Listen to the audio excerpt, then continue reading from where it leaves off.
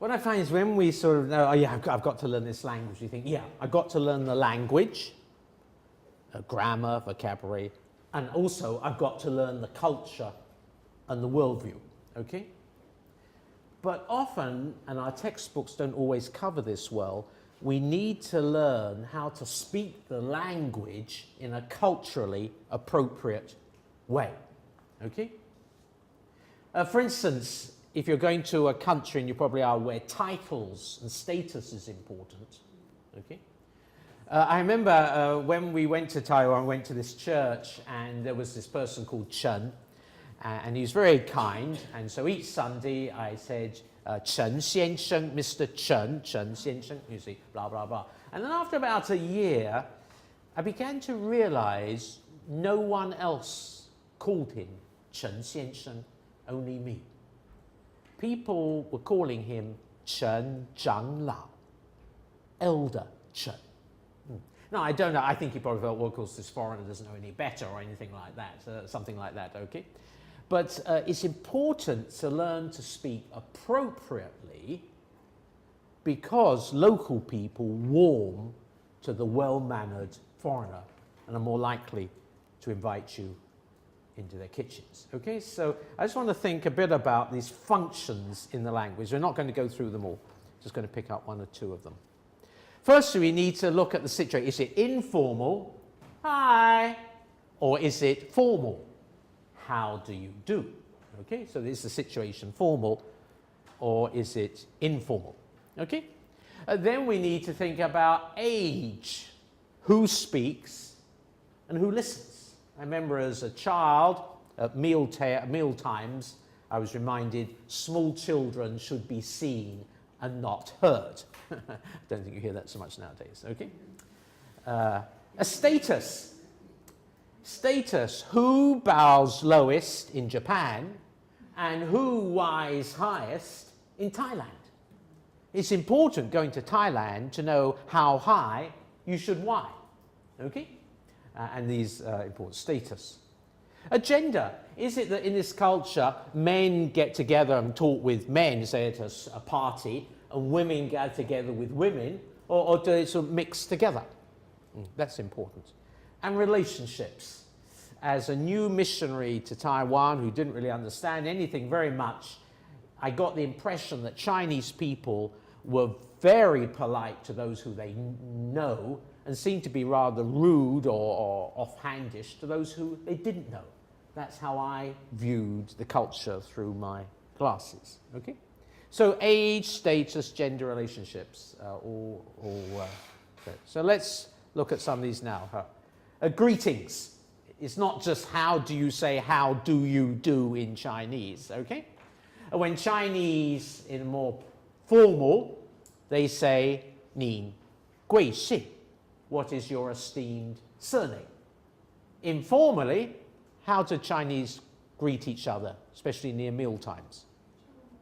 Yes, have you eaten yet? Okay, have you eaten yet? Okay, one's formal, what is your esteemed surname? Informal, have you eaten yet? Greetings, okay? Inviting, how to know when people are genuine or are they just being friendly? In Taiwan, you meet someone and they'll say, oh, come to my home to drink tea and chat.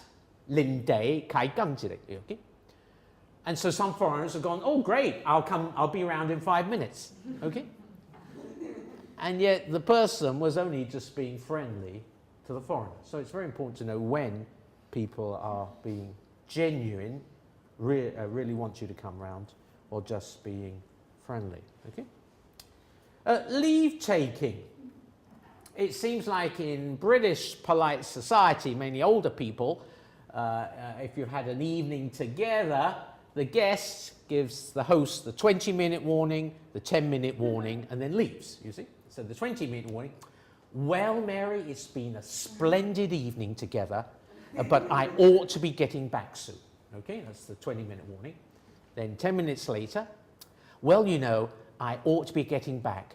George doesn't like me to get home too late, you know. And then as he drifts to the door, we must get together again sometime. Off they go, okay? And I remember that when we went to Taiwan in our early days and we had students come round to our house, suddenly one of them announced, "I'm off now," you see. No warning, you see. "I'm off now." And I thought, didn't they like the British food we served? You know, the boiled potatoes and boiled carrots and boiled peas, you see. So, how do you not only greet, but how do you leave, okay? Interrupting.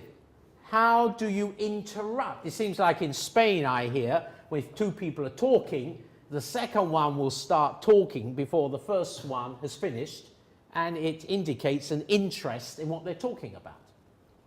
Is that so in the culture that you're going to? Okay. Apologizing. How, and particularly when, do you apologize? Seems certain British people bump into a lamppost and apologize. Okay. This is important. Disapproving or disagreeing, especially if the person's an older person. How do you disagree with someone appropriately? And let me ask you, silence. What different messages can silence send? What different messages can silence send? They can send some very loud messages. I feel comfortable. Oh, okay. I feel comfortable. Yeah, fine. Yeah, that's good. I'm offended. Sorry? I'm offended, but I don't want to say it. I'm bored. Yes, I'm bored. I'm bored. Attention. Tension. Yeah, sorry, I meant to say attention. Yeah, tension. I'm asleep. I'm dead. Sorry? In some places I don't like you. Oh, okay. It's interesting. Silence can send very different messages. We had a director in Taiwan many years ago. He was actually from England. And I worked with him in the office as the business manager.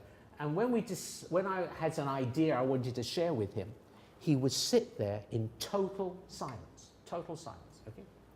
Now, with the same British cultural background, but the message I was receiving, the message he was shouting at me by silence was, "Martin, I don't agree with you, but I'm rather embarrassed to tell you." But that wasn't the message he was wanting to send. He was sending a very different message. I just want to listen quietly to what you're saying, and then I'll think about it, and then we'll talk about it again. And the messages we send, the message we receive, can be very, very different. Keeping appointments. How late can you be before you have to say, "I'm sorry"?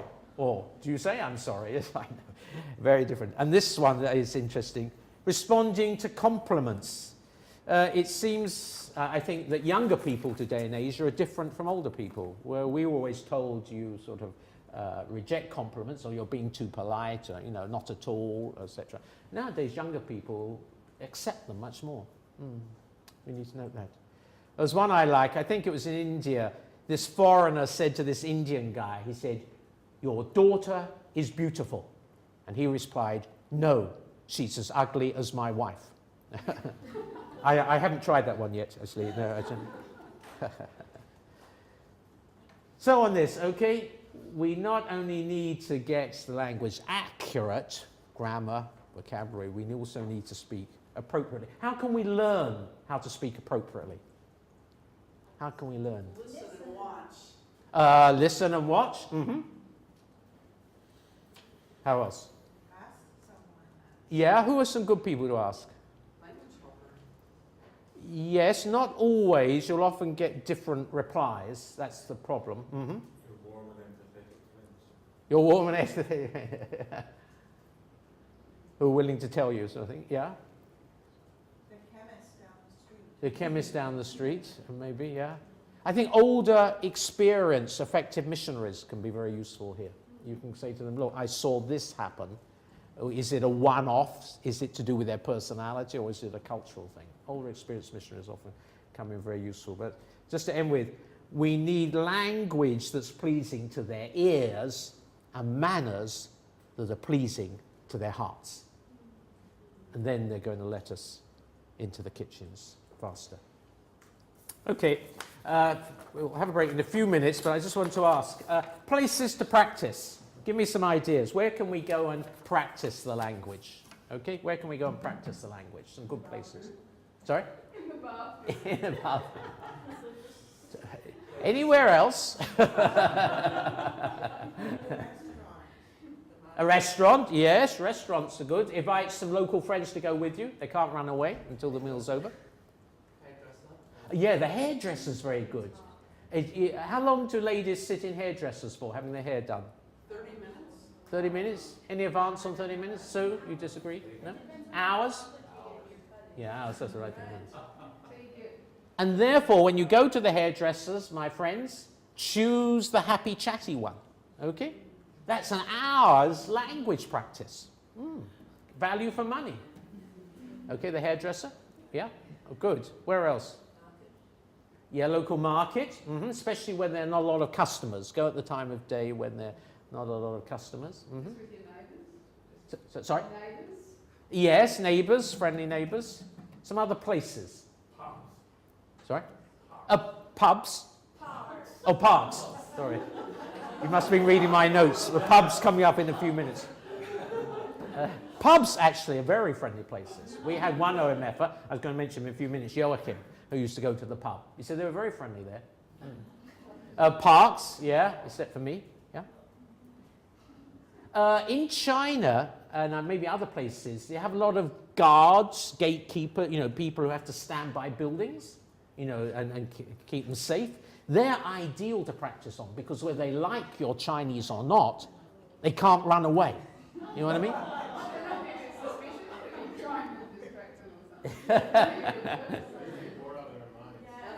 Sorry? They're very bored. Yeah, they're very bored. Yeah, assuming they don't shoot you or something like that. But yeah, they're bored. Have a sentence. What I use? A guy. We have a parking lot, car park at the bottom. We live in a tall block. And that guy sits there all day waiting for cars to come in. Not many, there are not many parkings, but I didn't want to hire the guy. And I used to have something each day that I said to him in Taiwanese Hokkien as I went by. Yeah, they're bored. Where else? Do you want to know the best place? I still think it's the best place. Hospitals. Hospitals. Waiting areas in hospitals. Hundreds of people sitting there, bored, waiting for their number to come up. You know what I mean? And so what do? And you live very near a hospital, actually. You walk in, you know what I mean? You take your number. You've got to take a number, friends. You've got to take a number. So you're part of the crowd. You know what I mean? Hundreds of people. And in hospitals, they all talk Taiwanese. I tell you, it's amazing. And you just sit, you sit next to someone. They're all bored. They don't take anything to do, you see what I mean? They're still waiting, you see, waiting for hours. And so you sit next to someone, you see, and strike up a conversation. It's very easy because people are so bored, you see, but you don't understand them. Oh, it doesn't matter. God bless you. And go and find someone else, you see. You go along, you see, and you go to a different department. I forgot there are doctors here. You go to a different department each day, okay, so they don't keep seeing you coming in, you see, and wheel you into the operating theatre before you have a chance to say, yeah, you don't. I'm saying, both my wife and I had to have minor operations last year. And so while I was sitting there, first I had to go and see the doctor for a checkup. I thought more about this idea. I don't see why not. You might like to explain to someone, but I don't think so. I mean, and the people sitting waiting are different each day. And you get a new friend when your phone number came close. I feel much better now. You like Yeah, right. Yes. And go off to a different department and get another number. Yeah. Service to the community. No, it doesn't work for introverts. Actually, I think it might, because you can sit next to someone, all right, and then you just have a textbook and you just ask them, what does this, something like that. You have something to, I think, actually, I personally think it does work for it. I couldn't walk up to a guard at a place. I feel embarrassed because other people walk by. But I think in a hospital, people are just sitting there bored. No? Don't you like that? I thought it was a good idea. If you get admitted to the hospital, they can come and visit you, but if you're not feeling well, you might not be Who? Me or them? So the thing. Well, if I'm in the hospital and Yes. they come and visit, Oh, I that see. is one way. Oh, do oh, that. oh, I see. The other way, something I know, that's what she does, she goes and visits people. Oh, okay. Yeah, that's good. Then you appreciate You it. can volunteer at the hospital. Yes. The problem is with that. Sorry, I realise now. Is it demands a slightly higher level. Okay, I'm thinking particularly those in their early days, take in a pile of fruit and vegetables and say, can we buy and sell? No, you can't really do that. But if you're going visiting, people are going to share their problems, and you need a fairly high level of language to understand. Could be the flower lane. Sorry? You could be a flower lane. Yeah, I thought you say sell flowers or No, oh. you go, if they have them. Oh, I see. voluntarily Oh, put okay. fresh Mhm. water in people's Mhm. flowers. And there's normally lots of hospitals in the places we go to, so you can go around them all. Okay, all right, forget about that. The other one is long distance bus and train journeys. They're ideal as well. Again, people. Get away from you. Yeah. They can't get No, away. no, especially no. It's ideal, whether they like the Chinese or not. And remember the map on the board. Let's have a break just for 5 minutes, and then we'll press on. Okay. And look at.